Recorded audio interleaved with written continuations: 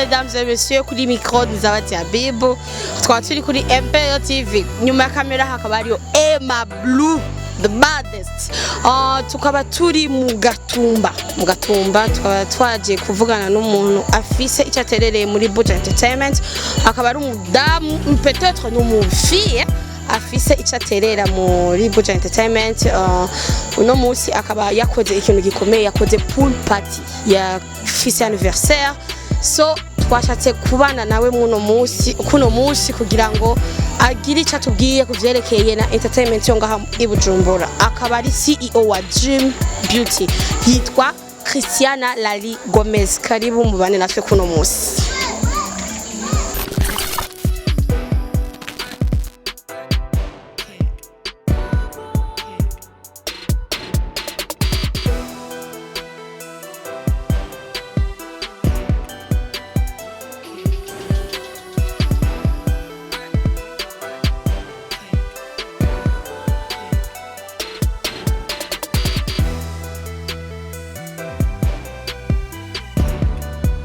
Bonsoir mesdames et messieurs, kuri micro Zawadi Habibu. Nyuma ya kamera hakaba hari Emma Blue, tukaba turi kumwe na CEO wa Dream Beauty. Mu majambo make yo kwidondora mademoiselle twagute Christiana Lali Gomez. Gagose bakumve. None ufise micro ni makamvuge cyane ntuvyumva. Christiana Lali Gomez uraberewe hama joyeux anniversaire. Merci. Ikintu dushaka kumenya uru rubanza waruteguye wenyene canke harimo ukundi kuboko kundi muntu? Ushaka kumenya ko naruteguye jenyene ukundi kuboko.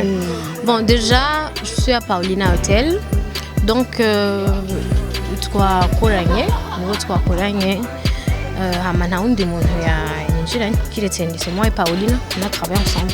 Donc uli boss madame. Ça nta bintu disons nta bintu ndashika ko birebire byose mvuga ko ndi boss madame bwabaho ngeze ndashima Imana. Nk'abantu baba bakuvuga nabi wowe bitiki cyangwa babwira iki? Bavize umwanya muremure gose.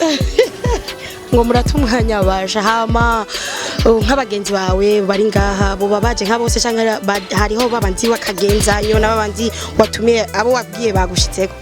Bon, disons que ntivyokunda ko ntumira abagenzi banje bose kuko nzinanye n'abantu benshi cyane, ariko hari abanshika ku mutima, hari abo mvuga ati sinshobora gukora ikintu tutari kumwe cyangwa ikintu ibona tumiye rero no munsi. Nk'umuntu wobushimira yoba yagize inguvu ziwe nindi? Abantu bagize inguvu zo kuba ngaha déjà bon presque bose parce que ici c'est très loin en même temps, ni kure si ahantu nyene ufa gushika uko nyene ni kure gatoya, donc bose bakoze inguvu vraiment sinovuga ngo uyu yagize yarengeje gusumba uyundi. None dusubiye gatoya mu kazi kawe, nk'abantu baba batazi ikintu ukora ubabwira iki kugira bakumenye kugira ngo peut-être vyagure marketing yawe? Igihe watangura muri interview wavuze ngo ndinde CEO nyishura yihawe. Peut-être bashobora kuba bazi ko isi peut-être ndabizi ariko hari undi muntu atabizi. Wabivuze deja baraciye bimenye. Ari umuntu atazi CEO cyari icyo?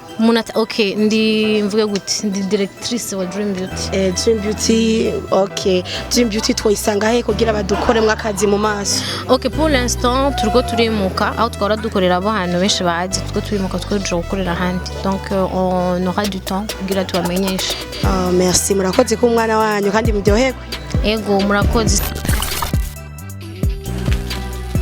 Ko mwabibonye twari kumwe na CEO wa Dream Beauty, Christiana Lali Gomez. Yatubwiye vyerekeye umunsi wiwe peut-être akaza akora, hama shaka kubatumira mwese mugire like, subscribe na share kuri page yacu ya MPO TV. Turabakunda cyane.